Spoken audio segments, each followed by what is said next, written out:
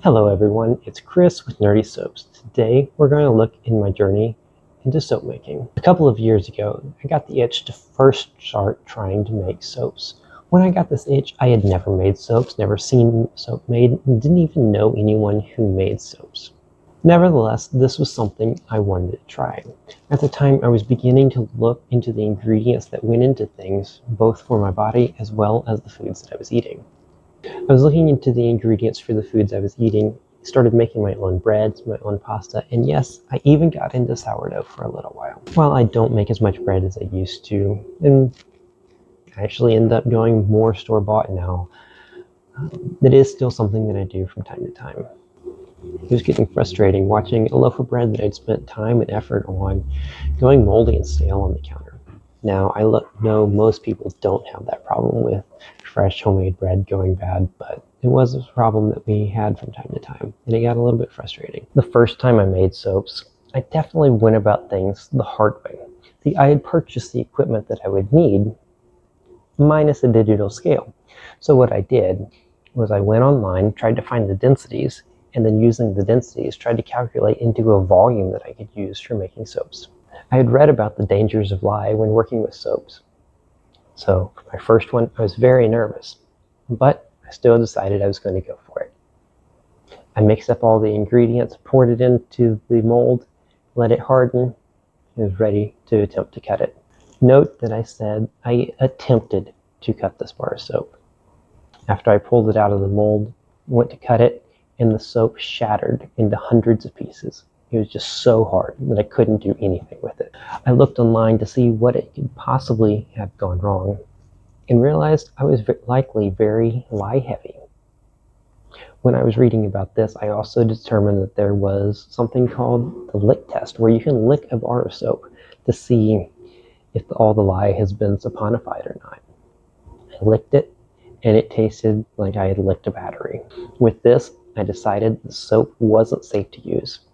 I didn't know any ways how to rebatch it, so I made the decision and threw the entire thing away. After I threw it away, I didn't touch anything related to soap making for another 2 years.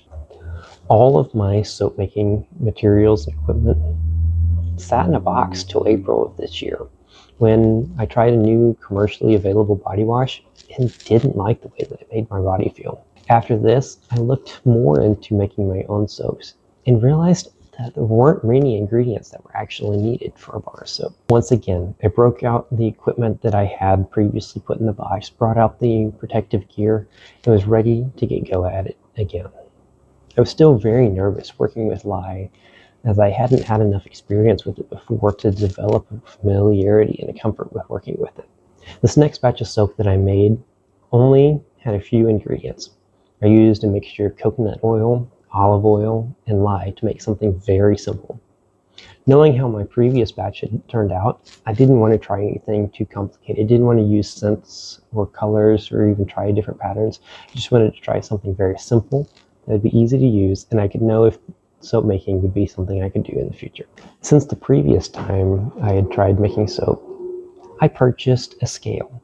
With the scale, I was able to accurately measure out the ingredients that I needed and was able to create a bar of soap that I was very happy with. For this go-round, I had purchased a set of silicone molds, and so I was able to create a series of small, individually molded soap bars that I didn't have to worry about putting into a loaf and then cutting later. These bars of soap were so much better than the first batch that I had tried making. But unfortunately, a plain bar of soap is just that. It's plain. There's so many things you can try. You can experiment with different colors, with scents and patterns. So I knew I had to make another bar of soap. The next batch of soap I made was a avocado soap. This used avocado oil, coconut oil, and olive oil. But the first time I mixed in avocado puree. I also decided to add in some spirulina for color and was able to produce a bar of soap that had a very lovely green tint and had the avocado in it. This bar has become one that I enjoy using. It's very soft, it has a very creamy lather, but the spirulina faded very quickly, and now what was a green bar of soap has turned more towards orange. After I made this, I kept looking to see more recipes and finding what I could see. I discovered I could make shampoo bars. So I decided I was going to make some shampoo bars. These would be the first ones with any scent since that first batch of soap that I'd ever made. I learned very quickly on this that the scents caused the soap to come to trace much faster than I expected. So I ended up with something that was overmixed and was hard to work with, left air bubbles in my soaps. While they didn't come out the prettiest and they have their imperfections, it was a great bar of soap to use for shampoo, and I enjoy using it. It was around this time that I realized that I had suddenly amassed about 30 bars of soap that I had made. And I knew there had to be a decision. Did I want to put this new hobby that I had found and enjoyed to rest while I used up the supply of soap that I had made? Or did I want to see if I could maybe turn this into a business to sell some of them? I made the decision I wanted to start trying to sell soaps, and thus Nerdy Soaps was born. Before telling you what I've been up to since making the decision, it's time for a nerdy soap fact. Did you know that for thousands of years, soaps have been made with a combination of fats, oils, and lye? That is up until 1916, when World War II caused material shortages of multiple kinds. It was during these shortages that chemists started looking into synthetic ways that they could make soaps.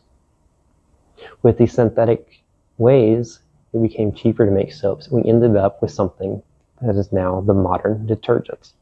Since making the decision to turn this into a business, I have made another batch of the plain soaps using the coconut oil and the olive oil, and I've also recently made a pumpkin spice soap. If you see more about this soap making process, please see the link below. The pumpkin spice soap was the first soap that I even attempted since that disastrous first attempt at making soap. With everything that I learned from the shampoo bars and everything, I knew that there was a high possibility that this would come to trace very quickly. So to avoid that, I mixed by hand once I added the essential oils and the pumpkin to it. These bars, after they hardened, were ready to cut, and they cut very easily and smoothly. Finally, I had redeemed myself. I had made a bar of soap that I could cut into smaller bars that worked, that looked the way they were supposed to. By now, you've heard a little bit about my process for starting to make soaps and the progress that I've made in the past several months. If you want to learn more about soap making or just join me on this journey, please hit the subscribe button. I hope you have a wonderful day.